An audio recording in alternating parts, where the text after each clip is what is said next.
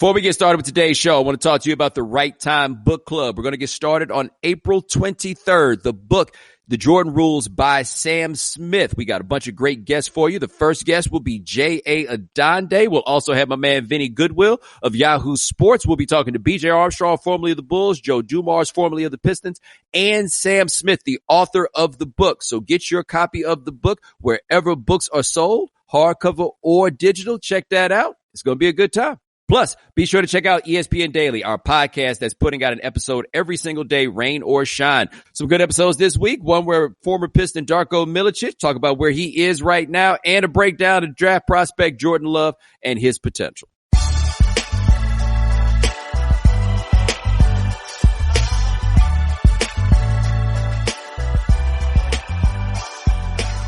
Ladies and gentlemen, welcome to The Right Time. My name is Bomani Jones. Thanks for listening wherever you get your podcasts. Rate us, review us, give us 5 stars. You only give us 4 stars. I'm inclined to believe you are a hater. It's that time of week where we have a guest, and Michael Collins will join us on this episode. But first, boy, I gotta tell you, I do not really understand exactly how timing works, but on Monday, I did a little online clip for the good folks at Highly Questionable. We were talking about Dabo Swinney. You see that game where Dabo said that we gonna kick coronavirus in the teeth, and it's America. We stormed Normandy, you know, so like we'll be all right in this coronavirus, then explaining how he's gonna jump on his private plane and go down to Florida maybe for Easter and all of this stuff. And I said that he sounded stupid, right? I was like, yo, stop being stupid because you sound stupid right now. Apparently, they don't get internet stuff down there around Clemson as quick as they do in other places, because it wasn't until late Wednesday night going into Thursday that all of a sudden people got mad at me, and now I'm in my mentions and they all on me about, why are you upset with Dabo for having optimism? I don't mind him having optimism. I got a problem with him saying something that's stupid. Right? Like, optimistic people say stupid things all the time. It's one of the unfortunate side effects of optimism, is that it can lead you to places that honestly don't make very much sense. Right? And so where we are with Dabo, when he's like, we gonna kick this virus in the teeth, that's not how viruses work. To me, everything Dabo needs to be saying is stay inside until it's time to come outside. Right? That's the only thing a person in a responsible position to me right now, only thing there is for you to say to people is stay inside until it's time to come outside. Don't tell me about, hey, we gonna get these guys back out here and anything else. Don't do that to people, man. That ain't really helping. Stay inside until it's time to come outside. That's all there is for you to say. But when I hear these coaches like him and Mike Gundy, who sounded just completely ridiculous this week, where they sound so much like they're trying to push guys to get back and like, yo, we're going to get back. Yo, we're going to get back. Yo, we're going to get back. Nothing is more important right now than dealing with the virus itself. And so to me, when I hear somebody like Dabo put any level of significance onto something other than keeping people safe, come on, man. It doesn't sound like you care that much about keeping people safe. This football is not that important. And maybe that's part of it with these football coaches, is that their belief is that this stuff is so important that they have to push and they have to give this idea because they think that what they do matters that damn much. Mike Gundy talking about these kids are, did you see that game? Mike Gundy said these players are 18, 19, 20, 21, 22 years old. They're strong. They can fight off this virus. So once they're all safe, we need to get them in. We need to sequester them because the state of Oklahoma needs the money. Yeah, I mean, it kind of reminds me of like a army general or something like that. Like we're taking hits on the front line, you know, but we'll be all right. We just got to keep marching. Right. No matter what anybody says, no matter how much fire we're taking, we're storming the beach. Yeah, and look, some people just got to die. Right? Like, that's one of the wildest things about this. Like, I understand completely that some people will die, right? Like, it's a tragedy, but there's no way around it. Some people will die, but that is not the same as some people got to die, right? Like in the way that this has been offered by so many people, it's like, look, to get this going, y'all just got to understand, some people got to die. If I was willing to die for this economy, I would have joined the army, right? Like, all these people that are out here, if you was willing to die for the economy, you'd have been over there in Iraq. You'd have been over there in Afghanistan, right? You'd have been out there in all these places. You'd have been invading Panama in 1989. I'm not willing to die for this economy. Well, what's so whack about it, too, is for many of the kids that come from really difficult financial situations, for them, 2 choices. Oh, I'm joining the Marines, or I'm going to try and make this football thing work, right? Yes. College football, I don't want to say it's being exposed right now because that feels unfair. I'm struggling to think of the right word to say, but so let's think about a couple things here. One, I do think, like, you see the story about Alabama giving the kids Apple Watches so they can make sure that they're all doing their workouts. And you got saving on email now, too. Yeah, I did see that. I thought that was interesting. I do find it a bit problematic, this idea that there's this level of surveillance that is going on here. But I do think it's worth noting that a lot of these coaches are afraid of the environments that they're sending these players back into. Because I think that with this idea of coming back, like college isn't open anymore, so you just go back home, that what we're imagining is a bunch of kids who are just going back to their parents' comfortable houses and just kind of laying around and all this stuff.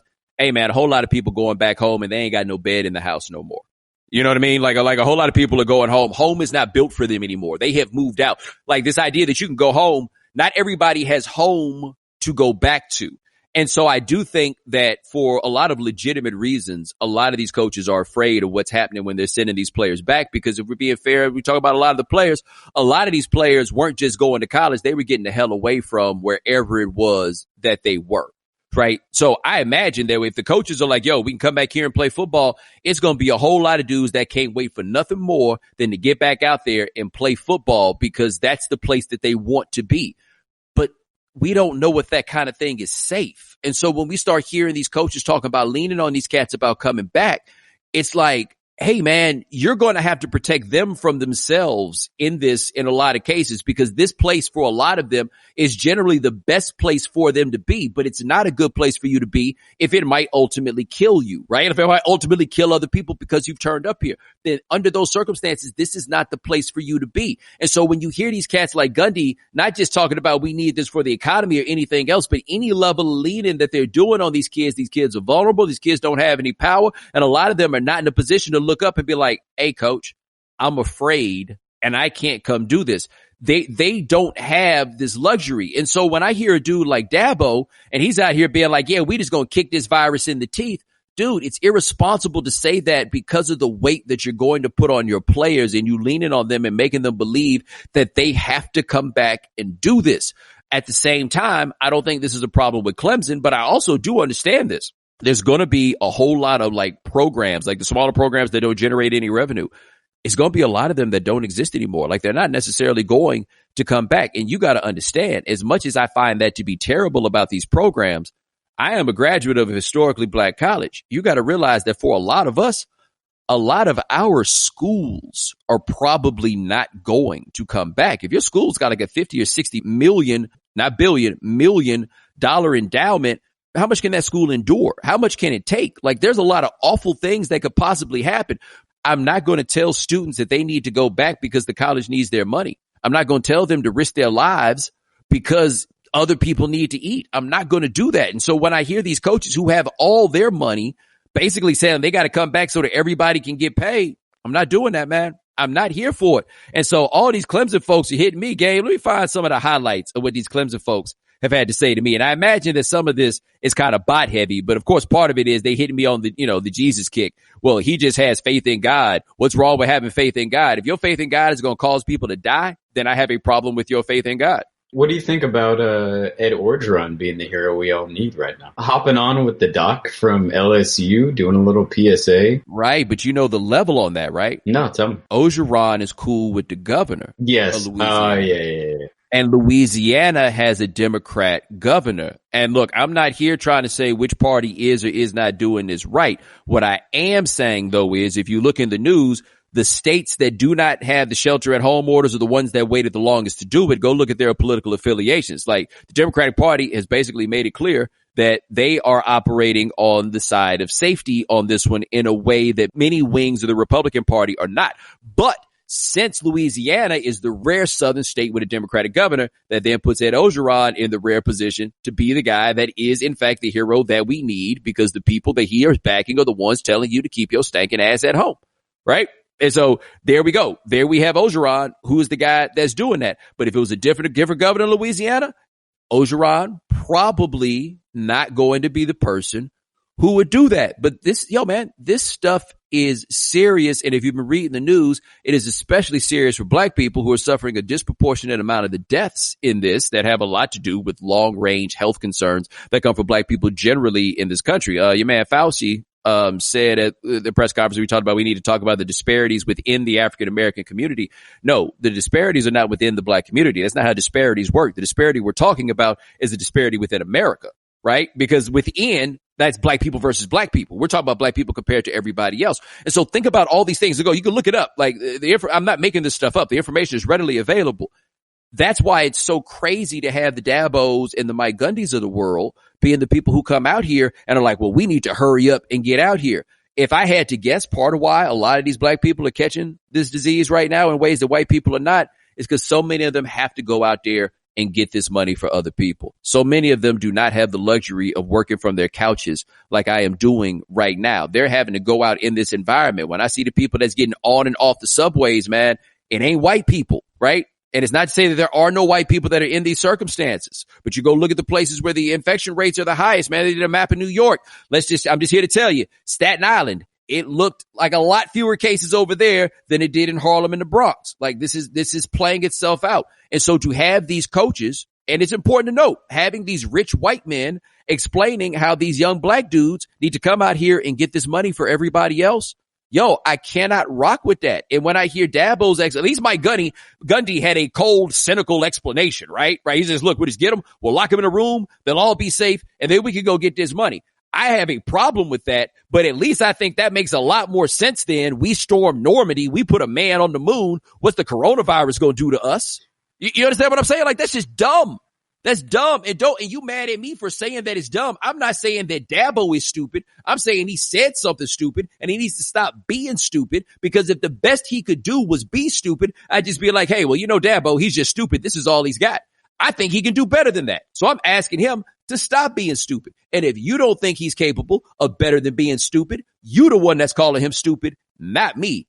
I'm trying to do my part to keep people safe. And we appreciate you for this public service announcement. There we go. I am here for y'all. And Dabo say he here for those kids. I'm telling him to act like he actually is. Yeah, man, we don't need no combination of no Joe Dirt and General George Patton giving us advice. No. By the way, I just had somebody in my benches said something. They referred to Dabo as the Tiger King. And I don't know if Dabo has seen Tiger King, but okay, how offended would Dabo be if you compared him to Joe Exotic? This ain't no compliment. Well, even if it was a compliment, I'm asking you this. Do you think that Dabo would have attended one of Joe Exotic's weddings? Because I don't think he would have. Yeah, I don't know about that. I do find it funny that we're turning like every kind of middle-aged white guy into the Tiger King. Yes, we are. Yes, we are. But I tell you this, Dabo will get the invitation to Joe Exotic's wedding, and I bet you very quickly he'd be like, hey, guys, I practice social distancing. Trying to protect that money. Try not to go to Joe Exotic's wedding. Yeah. It's not really what Dabo's into. All right. Joining us now on the right time, we got my man. Check out his podcast, Maddie and the Caddie. You know him here. We have him on all the time. My man, Michael Collins. Mike, what in the hell are you doing with yourself these days? Quite honestly, I got a squirrel problem in my backyard that I'm dealing with. And I have learned that not even in a previous life was I a teacher. Homeschooling not going great right now at the Collins crew. Now, how old are your kids? 13 and 11. Oh, man, and that means that they right at that prime backtalk age, too. Now, the 13-year-old is the one normally who will bow up a little bit. And then, I got to laugh and be like, okay, here we go. Like, come on, man. But it's the 11-year-old is the one that school-wise, not feeling it. It's hard for me because as someone who was that same way when I was a kid, it's one of those do as I say, not as I did. But yes. I keep trying to say, look, I don't want you to have to learn the same hard lessons that I learned. But then it's hard to do that because they look at me and be like, well, you made it. Yeah. And the thing is, you got to tell them, like, I made it, but, as much as this has provided a good life, homie, you ain't trying to carry these bags. And I try to go, look, we can go back where I grew up and I can introduce you to everybody else that was trying to do the same thing and didn't make it. So like the percentages are not in your favor. So I'm just trying to make it a little easier later so you don't got to go through some of the other tough stuff. So it's hard to get that message across when it's like the worst thing we got going on right now at our place is a squirrel problem. We seem to be okay, which is crazy, you know? Well, I tell you what dawned on me, I hadn't quite thought about it, Gabe. I guess I know what we going to have to do next week for the voicemail. You said 13-year-old kind of, the one that's likely to bow up. I imagine that in the time of this quarantine and everybody being around each other, a whole lot of 13 to 15-year-olds are going to have that fateful moment where they are under the grand misunderstanding that now is the time to try pops. I cannot tell you how many conversations that I've had with friends of mine that went through that same thing and are going through that same thing. And that is the problem with being in tight quarters. It's 3 dudes and 1 female in our house. Mm-hmm. When the testosterone starts flowing, I liken it to, how they say sometimes you have those teenage rogue elephants that when they go into musk, they just act crazy. Yeah. And every now and then you got to put them down. It's kind of like that. It's like, I feel what you're going through and I understand it because as a guy, I went through it too. Like you kind of feeling your oats and everything.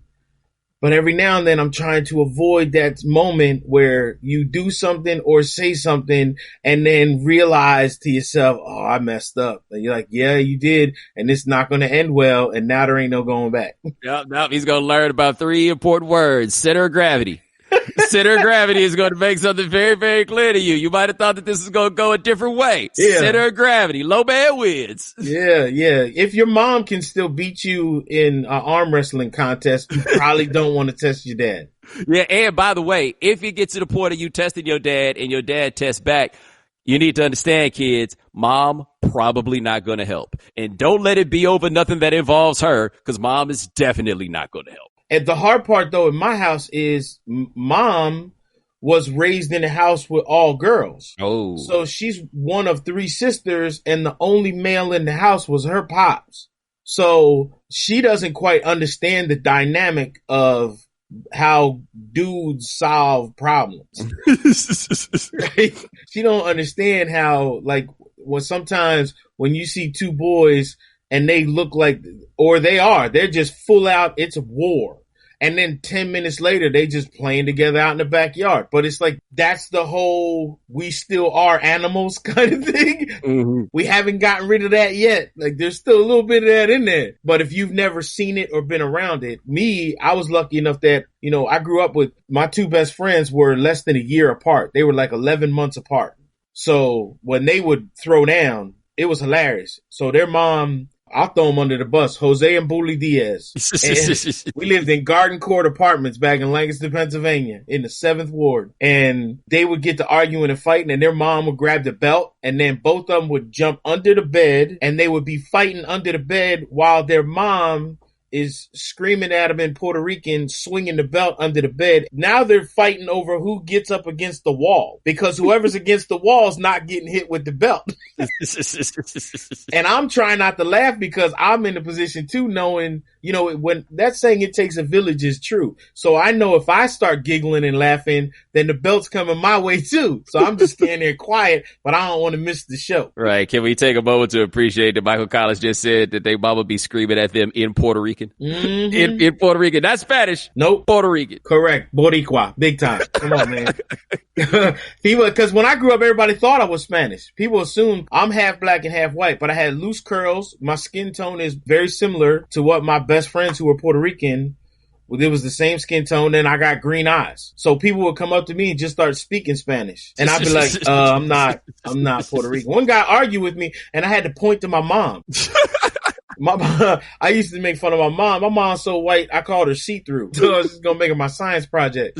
And I pointed at my mom, was like, I'm not Spanish, man. That's my mom right there. And they, I'm very sorry. But I would tell people too, yo entiendo mucho, pero hablo poquito. So I understand Spanish, but I don't speak it real well. Yeah. Me working with Dad, I gradually picked up enough. I just wanted to pick up enough Spanish to know when they was talking about me. That's what I'm saying. All I need to know is when you talking about me. That was it. Like, I'll really care what y'all talk about amongst yourselves. Y'all don't want me involved in the conversation. That's fine, right? Y'all ain't got to whisper. You can just talk in Spanish. That's cool. Right. But whoa, what you mean? Who negrito? I'm looking around this room. And I don't see nobody else that could possibly be than me. Mine was gordo. If I heard him like looking kind of my way and saying gordo, the little fat kid, what? I heard you. If it ain't nothing to do with empanadas, then if you ain't talking food, we might have a problem. There was a lot of surprised kids when I was like, what did you call me, man? And they was like, oh, snap, he heard. Yeah, I heard you. So you're down there. What, you in Jupiter, down in Florida? No, I'm in Gainesville. I'm I'm north. I'm south of Jacksonville and north of Orlando. What's it looking like? Okay, so the golf course, I live on a golf course and the golf course is open, but my golf course is only allowing walking, which is nice. The town itself is pretty empty. A lot of the kids are gone. Most of them left because now they're all doing online classes, and it's the same with both the public and the private school systems that are down here in Gainesville are the same way. They're all now going to online stuff. The one thing that school districts did down here, which I was surprised that they did it, but they gave parents the option because it was of how it all went down and the time of year that it is happening. They gave parents the options to go, if you just want to start over with the kid next year in the same grade, you have that option to do. Interesting. Yeah, these are strange times that we are living in because we are now the guinea pigs on a mass scale. It's one thing to kind of do it with 10 or 15 people to say, hey, let's kind of see how this goes. It's another thing when you take a couple 100,000 people and go, this is how it's going to be and how it has to be. Right. And we just got to make this work and see what happens. So some parts of it are easy. Some parts of it, oh man, makes you definitely say teachers do not make enough money. Yeah. Everybody seem to get it now about what it is the teachers got to do. Yeah. That $1 trillion stimulus package, $1 trillion should go to all educators. You can do whatever you want with the second trillion, but the first trillion going to the teachers. Well, tell me this. What have you learned in this process that you thought you knew how to do in school that you realize you don't really know how to do that well at all? You think that all math stays with you, and it does not. It does not. Once you start talking about multiplying and dividing fractions, like the decimal stuff, I got that. Even the algebra stuff, that kind. Okay, I remember a little bit, but man, you start talking about flipping fractions and then turning how fractions turn into decimal. Oh no, you know. Oh me, Daddy be in the driveway pushing the broom. Because I'm the janitor. They hubbling you? Yeah. But see, I'm always the first one to say, I don't know. We got to look this up. Mm-hmm. That's the beauty of the internet, too, which we didn't necessarily have growing up. It was like, if you didn't know it, you couldn't just grab your phone real quick and be like, hold up, let me look that up real quick. Yes. You missing the Masters? You would typically be at Augusta right now? You know, I can tell you this, man, because this is how we roll, me and you. The Masters is the one tournament I can't wait to get to. And about 2 days after being there, I can't wait to get the hell out. It's just too much. You love the nostalgia and the old school feel of it. And then after 2 days, you're like, I get it. Like, no phones. But if I'm down on number 13 and something happens, there's no way for my editor, there's no way for a producer, there's no way for anyone to get in touch with me to say a mountain lion came out and grabbed somebody and you need to come back and get up here to get ready to go. There's no way to get in contact with anybody to do that. So in that sense, it's tough. But that media center, bruh. We got our own restaurant. We got a locker room with showers. Really? The media center, I have my own locker in the media center. You take a shower, you do whatever you need to do. Everything is right there. The thing that I always say about Augusta is nobody does branding better. Nobody does. Like all their apps and stuff when they broadcast and everything, the way the television stuff is done, nobody brands their whole situation better. Even the idea that as much as this is like the most elite group of people that we can point to, everything when you come for the Masters is cheap, right? Like they are allowing you to come in at your price point. It's funny that you say that about branding too. You know, the soda there is Masters soda. Really? When you say there's no branding, I'm talking about like there is not one sign for any company, period. None whatsoever. So when you go get a beer, you have no clue what kind of beer you're drinking. It's Masters beer. When you get, like I said, a cola, it's Masters cola. It's Masters lemon lime soda. It could be Sprite. It could be 7-Up. It could be, you have no clue. Everything is Masters. From every sandwich, it's only Masters. And that's one of the unique things about it too. A lot of other golf tournaments, you walk around and you'll see signs like ADT or Dell or you name the company, and there's ads all over the place. Even at the Players Championship, US Open, there is plenty of branding. At the Masters, there's zero. They don't even let the tour trucks on property. The tour trucks where the guys have their clubs worked on and whatnot are across the street in a parking lot. Look, man, I tell you this, though. I feel very confident that Masters Cola is Coke, right? We are in Georgia. Yeah, I say that thing is still in the state of Georgia, right? Like Augusta National is bigger than everything, but ain't nothing bigger than Coke, right? They may not put the name on there, but I imagine there's somebody that's come back to the register and been like, hey, man, this ain't Coke. Well, you know what? I don't know that anyone has drank it and gone back and be like, hey, why y'all serving Pepsi? Well, I don't think anybody's ever done that. I don't think so. But when you're at the Masters, you don't even care. It don't even matter. I do tell people, though, that pimento cheese sandwich is the biggest practical joke that's ever been played.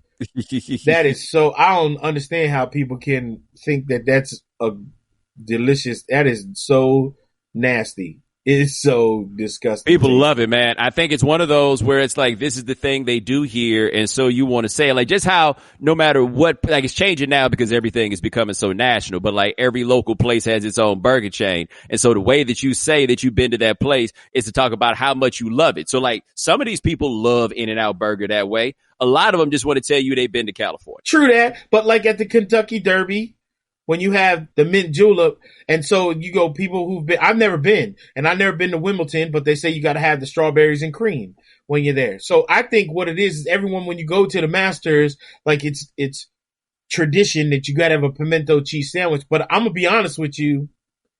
I can't tell you how many people that I see like that walk onto the grounds and you see the first time they got that green packaging and they tear it open and they pull it out and it's not even Wonder Bread. You know it's Wonder Bread, but it ain't Wonder Bread. Right. And you see them take that first bite looking around and then they get a little confused look on their face when the flavor hits. And then you look in some of them trash bins and it's like, it's a lot of one bite pimento cheese sandwiches in there. And then you see everybody just scarfing them egg salads down, just crushing them. Well, let me tell you, it's funny you mentioned Wimbledon and that. Have you seen this story where apparently for, I forget how many years, Wimbledon had been paying $2 million a year for pandemic insurance? And this year they cashed in. The report initially was that the Open Championship did the same thing. And that's why they used the term cancel instead of postpone. Because you have to say cancel in order to collect that insurance money. Wimbledon was scheduled to finish Sunday, July 12th. The Open Championship was scheduled to start Monday the 13th. It always works that way. The day after Wimbledon ends, the Open starts. And so this year, the Open was the 149th.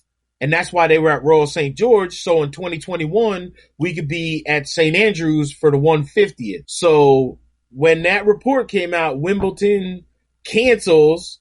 They have an insurance policy. Then it's a similar report said the Open's going to do the same thing. Now, when the first report came out, the Open itself, the CEO, Martin Slumbers, he came out and backtracked. He walked it back and was like, we haven't made any decisions as of yet.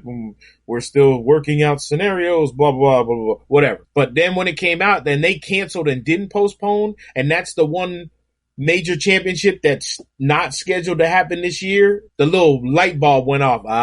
Y'all got that insurance policy too. We just don't know how much they was paying. Right. And so with the Masters, though, I find it interesting. The day that I fully realized like how much clout we were talking about with the Masters, it was the year that Martha Burke had really got it cracking. And the Masters was just like, call the sponsors. You know what, boys? Block's a little hot. We'll cover this ourselves. Ain't no commercials, ain't nothing else. We like how all these other events, like we're talking about college football programs might go out of business. Like with South by Southwest canceled this year, there are people who are wondering if there will be another South by Southwest, right? Just because they need the revenue, like all these different things and the people need the revenue. The Masters looked up once and said, we don't need your stinking money. We'll buy the time ourselves. Like, no matter what happens with this, it'll be another Masters. Please believe that. That is the ultimate backfire in how much power you think you have. When you come at an organization and it's like, you know what? And with belligerence, I'm going after all your sponsors. We'll see what you're doing then. Yep. And they come back at you and go, we ain't got no sponsors because we're going to go commercial free. And the collective golf and almost the collective sports world was like, wait, the Masters with no commercials? Yeah! Yeah! And it was almost to the point where they were like, can Martha Burke do some more stuff so we can get more stuff with no commercials? Right. And and the thing was, when that happened, the Masters doesn't typically do a lot of commercials anyway. Right. Her point is valid. Like, it's not like she came out of nowhere on this. She was like, she did what you always do. We gonna come at your money. And they were like, ma'am, we are the money. Well, this is what happens when two bullies go toe to toe. She was using a bully pulpit to try and get the Masters to do something that people have been arguing about with them for a lot of years. Why don't you have any women members? It was a bone of contention for a long time, but that's a place where it's almost the sense of belligerence. If I say, you have to do this and you have, because everyone else is doing, and you start wagging your finger, they're going to bow up and be like, you don't tell us what to do. That was also a place where when everyone stopped smoking, when they asked him, are you still going to allow smoking on this guy reached into his pocket and lights a cigarette on the podium. Talk about we don't have a cigarette policy here at and smoking a cigarette when he's telling them. So Martha Burke trying to use a bully pulpit that normally works. Normally, when you go after a corporation and say, I'm going after all your sponsors and anybody who has anything to do with you, you're used to seeing them back down. This one, you hit a bully in the face and that bully reached back and pulled out a hammer and just whap, that was that. And then it was like, oh my gosh. I mean, it didn't change the narrative of most of the world looking at Augusta and saying, come on, y'all, you got to do better than this. Like, you can't be a so-called steward of the game and yet alienate half of the population of the world saying, we set the standard for golf. Like, well, you don't if you don't have women members. But it's also a place where nobody telling them what to do. Mm-mm. Who's the member that they get? You know what? Hey, here's Condoleezza Rice. Say something. Say something. Right. They were like, hold on, don't you forget. Check that other box too. All right. That's all I'm trying to say. Like, here you go, Condoleezza Rice, say something. I did go in. What you going, what? You didn't say nothing. No, that's the thing. Like, they were just like, this is the flex. Like, even somebody like me, when I saw that was how they played it, I was like, I don't know what you're supposed to do after this. Right? Like, what's they say? Like, we ain't really tripping on money. Y'all win again. Oh, okay. Got it. Think about this. Augusta 2 this year, because it's a stream of revenue for that club. That club does do okay. Mm-hmm. The amount of merchandise they sell, but there's no Masters online to buy merchandise. No. Like, everything that is purchased that has a Masters logo on it, if you bought it online, that's secondary market and marked up. So the fact that through all of that, they were just, you know what? We selling sandwiches for $2.50. We selling drinks for $1.25. We selling beers for $2.80 to $3, Yeah. And we doing just fine with all the merchandise that we sell. And that place does move merchandise. I think the average first timer is $1,200, $1,100 to $1,200. Oh, wow. I've been there 7 years and I clear that every year. Wow. Mm-hmm. You can't help it because there's some new cool things, and I'll be the first to admit I have a small hat problem. I may have an issue with some hats. That's what happens when the ball starts early, huh? Yeah, and I just love cool hats, and so a Masters hat is not something you see a lot. A couple of years ago, I won the media lottery and got to play. There's a lottery that you can win and you can play Monday after the Masters. And you literally get to play Augusta National in Sunday conditions. They keep the course the exact same as it is for Sunday. And I've got to play 2017, the year that Sergio won.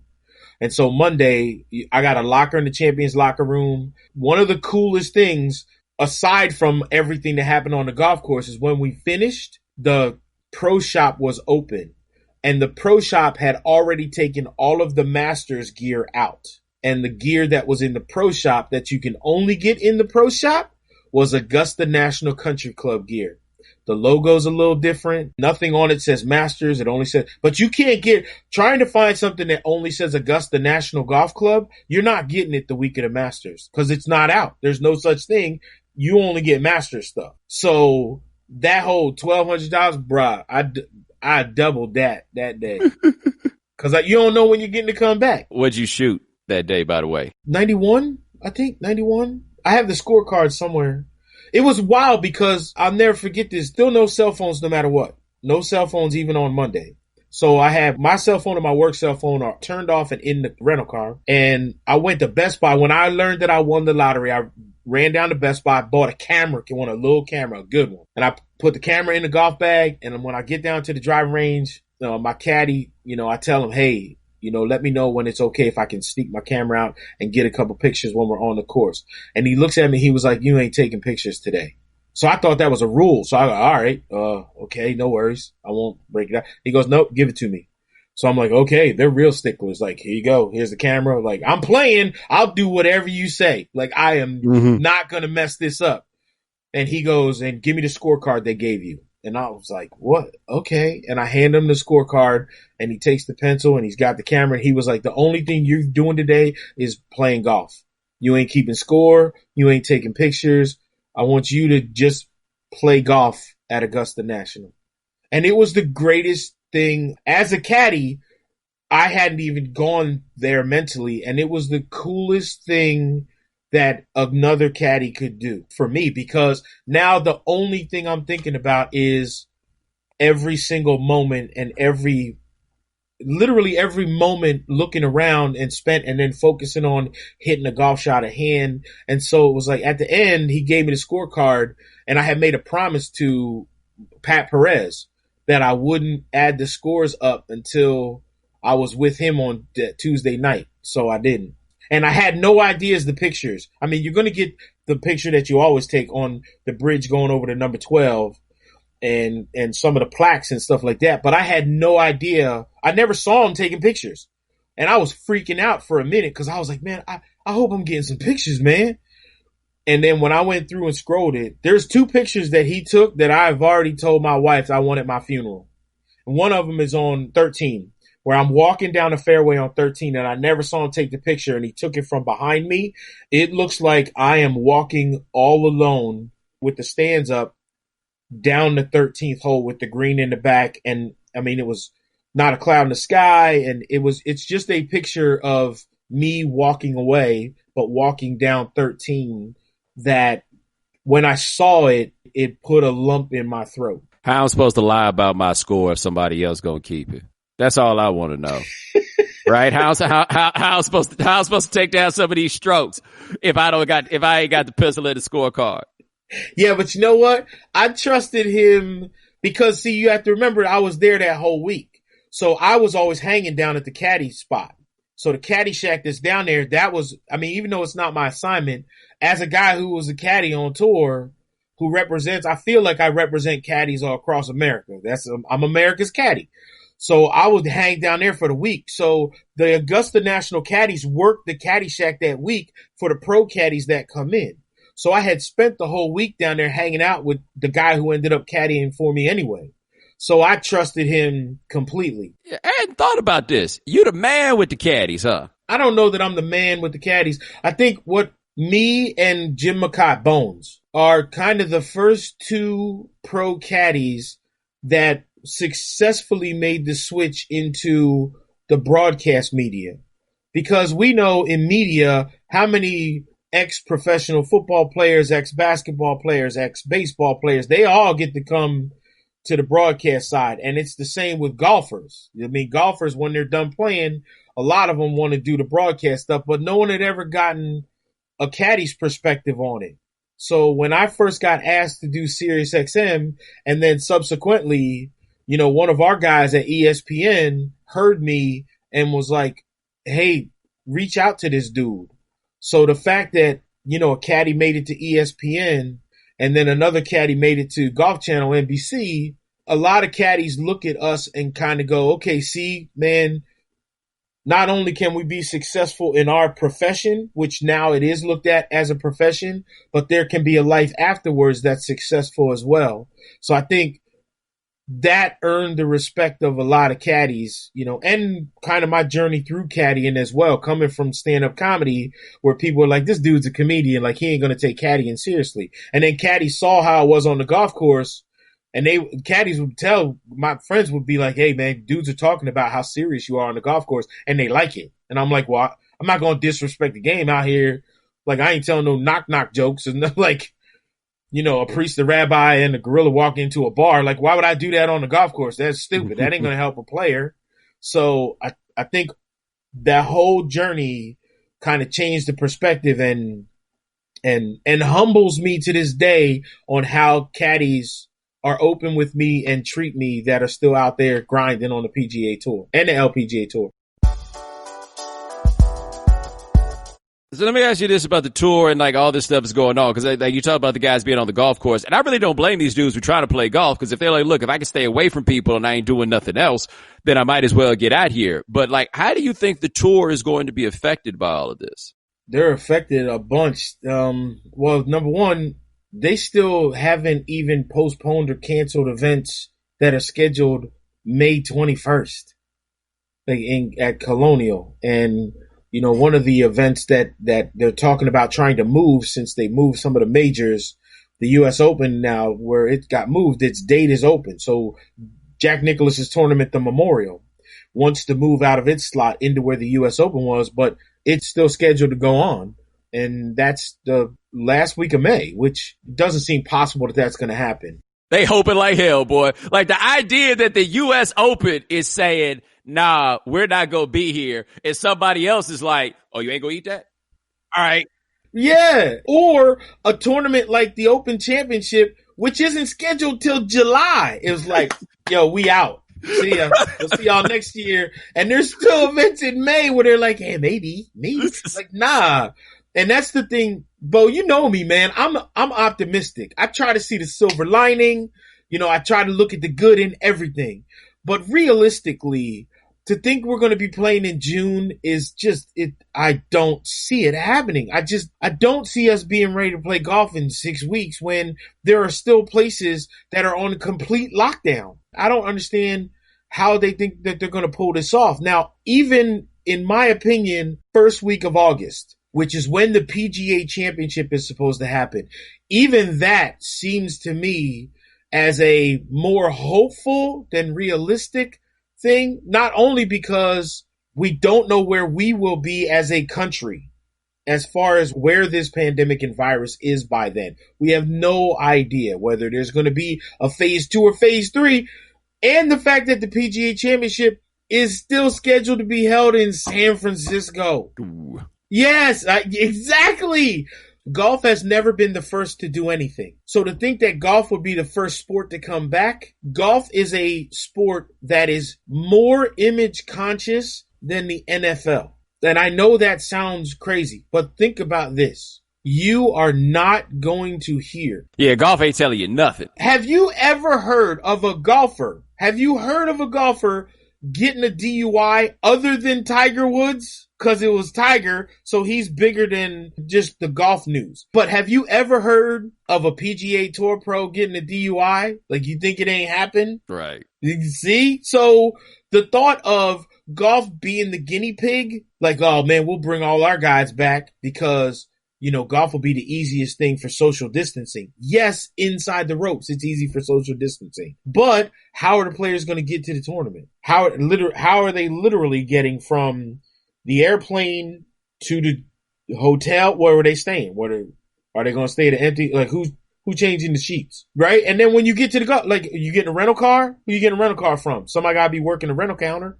And then when you get to the golf course, are you just pulling up and jumping out the car and going straight to the driving range? You going into the locker room? Who's opening the locker room door? Who's working in there? You going to go to the bathroom? Who cleaning up? Who changing the toilet paper? Or you going to eat? Who's cooking the food? Who's bringing the food? who's throwing the trash out, like who's doing the dishes, like those. And that's not, you ain't even got to the course yet. Now you get to the course. Okay, we're going to put this on TV. Well, who's filming it? You got to have a camera dude. Okay, yeah, we got a camera guy, but the camera guy is not the producer. Oh yeah, where's the camera picture going to go to? We need a cord to go to the truck. Who's in the truck? Who drove the truck? Like, who's producing? Who's directing? Where are those people at? Like, everything that goes into a production of a golf broadcast can be even bigger than football, basketball, baseball, and hockey, because at least those venues are all in one static place. So you could put cameras up in a stadium and the field ain't going to change. It doesn't work like that with golf. Like, one week the golf course looks like this, and the next week it's completely different. Everything got to move. It's a traveling circus. So to think that golf would be the one to go, hey, we'll come out first and we'll do it first. Look, golf was the second to last to shut it down. It was golf and NASCAR. So in the long run, when golf comes back, I think golf is going to come back without fans, like I think every other sport will at first. And I think golf will do okay in the long run, but I think we're going to wait longer than what we think for golf to come back. But, and here's my silver lining, this is also where I love what the Masters did, where the Masters said, we're coming back in November. The Masters is the last thing on the schedule, November 9th to the 15th. And again, talk about puffing their chest out. Not only did they say we coming back and we're going to do this in November, they also have already said, if you got a ticket, come on in. No other sport has been, wouldn't even tried to say that. Only Augusta will be like, not only are we putting the Masters on, we're letting the patrons in too. Like, we're going to make that egg salad. We're going to make those pimento cheese sandwiches. Come get some. And I think November not only is realistic, but I love that the Masters is, at least for me, the biggest beacon at the end of this dark tunnel. I tell you this though, y'all can come back. I ain't gonna meet you there, right? Like, if they say that, like there's gonna be somebody out there that's like, nah, homie, I'm good. There's somebody's wife that's like, yo, you ain't going out on this trip. Like, nah. This ain't. Nah, this ain't the Olympics though. That's what's funny. I remember when that all went down for the Olympics in Zika, and guys were like, I know plenty of dudes whose girlfriends and wives were like, if you go, don't come home. You know what I mean? Because, we might put us in the spot. And guys were like, I'm not even going to go. It ain't worth it. You know what I mean? I want to be happy at home. You know what I mean? Yeah. But the Masters though, I'm going to tell you right now, there's plenty of dudes. If that came down at the Masters, they're going to be like, yo, suitcase is right over there. You want me to call Uber or a cab? Because I'm going to the Masters. If you don't want to go, you ain't got to go. But one of us is going. Well, I tell you this. Last thing I want to ask you, because I just thought of this while we were here. Are these golfers paying their caddies out? Like how I still pay my housekeeper even though she's not keeping the house? I know. I got the same thing, man. So most golfers, yes, are trying to take care of their caddies in some way or form. We have to remember how caddies get paid. Caddies get a weekly paycheck, and then you get a percentage of what the golfer wins. But if the golfer's not winning anything, where it becomes difficult is we all know the big super rich dudes, like all the big name guys, like Rory, Tiger, Dustin Johnson, like Brooks Koepka, you name it, Jordan Spieth, Ricky Fowler, Justin Thomas, John Rahm, like those dudes, yes, they're going to be taking care of their dudes. The guys who have a tough time are the rookies. So the guys who came from the Korn Ferry Tour, or the guys that this is only like their second or third year on the PGA Tour and they ain't made them millions, like those dudes, they could be struggling a little bit too. One of the guys who I'm friends with, who's a caddy and doesn't caddy for a big name guy, told me that his guy is sending him just a little bit every week, just to help, because everybody still got bills and whatnot. So I'm sure that there are some guys that are not in a position to do that. So there are probably some caddies that are hurting, but that's the world we live in right now. So everybody's anxious to kind of get back to work, pay bills. Keep it real though. It's some super rich dudes out here that's just being jerks about this too, isn't it? I feel like You know what, though? I feel like So, I might. hey. I feel like I might have figured out who one of them was. Yeah, I'm not saying. Look, we both know that there's probably one dude for sure, and it ain't Tiger Woods. There's one dude that is probably not throwing his caddy nothing right now. Nothing. But I will say this, without naming the dude or the caddy. Number one, the caddy is single, no wife, no kids, and is very smart with his money anyway, and had a really good bag before. So I'm sure has a very nice nest egg that is okay. But the principle of a dude that, you made a whole lot of cash with and made a whole lot of cash for, the principle of that dude not even going, hey man, I'm gonna throw you a little something just to, hey, we still good. You know what I mean? Like, just to say hey man, we still good. I'm still thinking about you. You know what I mean? Because we know too, if it was us two, bruh, I couldn't caddy for the dude. No. I couldn't caddy for the dude. Especially not if my partners is out here getting a look. And getting taken care of. Let me put it this way. There would be a couple of times that we would come up one club short. Just for me hoping that dude would look at me and be like, we're a little short there. And I would put my hand in my pocket and go, yep, we are. We're a little short. Yeah, I just hit him with he's like, how many yards is this? 65. It's really like 61. And that might not seem like a big deal to you. But in the wind. That's a stroke. Yes. And I don't want to cost, like, caddies never want to cost their players strokes. You never want to do that. You know what I mean? But every now and then you could do a little something to kind of just put that little grain of thought in the back of their mind. You know what I mean? Like, we came up a little short there. Yeah, join the club, bruh. That's it. Yeah, your shoes are shiny. My shoes not as shiny, bruh. So maybe if I had shiny shoes, I could add better. Hey man, that is my man Michael Collins. We just all out here chilling these days. I'm about to say what you up to, but this is ruined conversation for me because asking people what you've been up to is now that's a club I don't have in my bag no more. The good thing is, so I also got a net and whatnot, and a little putting thing that I can hit putts on when I don't go out to the golf course, and it's nice. Although, the nice thing about golf courses being closed now and being able to go out and walk is because there are not very many people on the golf course.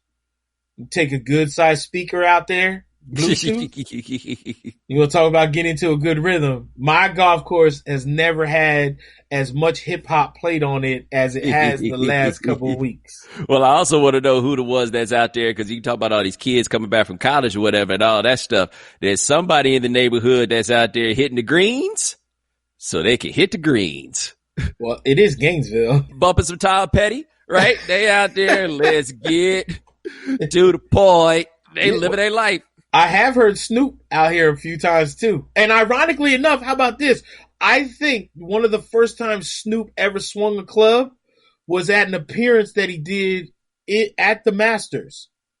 He came to the Masters and did a show down the road, and we did a little outing with them before, and he was out. Now, some of his boys in his crew are golf maniacs, but he had never really gotten into it before. And I got pictures of me and Snoop on the golf course together, him with a golf club on and trying to hit shots and stuff too, which was bananas. And there was no stress after that round. And even though I did not partake, apparently I was close enough that I still felt the need to get some chips and Doritos and Fritos after the fact. Because I was like, wow, I got the munchies. I ain't do nothing. Hey, man, that is Michael Collins checking out, my man. I appreciate it, man. Stay sane and, good luck on them fractions. Oh, bruh. I need your help, man. People do not understand the education level that you have. You could help me. We could do some online classes if you want to, jump in there and help with some social studies or something, I will say this. I'm good with fractions. Like, if the fractions get a little tricky, I got you. Okay, man. I'm the dude that will call you, man. Don't throw that out there. No, holla at me, man. I'm here to help the kids. I ain't doing nothing else. I'm gonna holler at you when it comes to fractions. I'll be like, yo, Major, come on. Call Uncle Bo. Got you.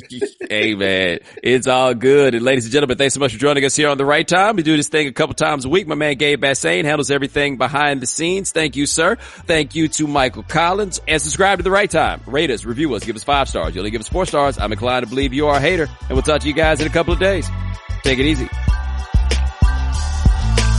Thanks for checking out The Right Time with Bomani Jones podcast. You can listen or subscribe on the ESPN app, Apple Podcasts, or wherever you listen to podcasts. The Right Time with Bomani Jones.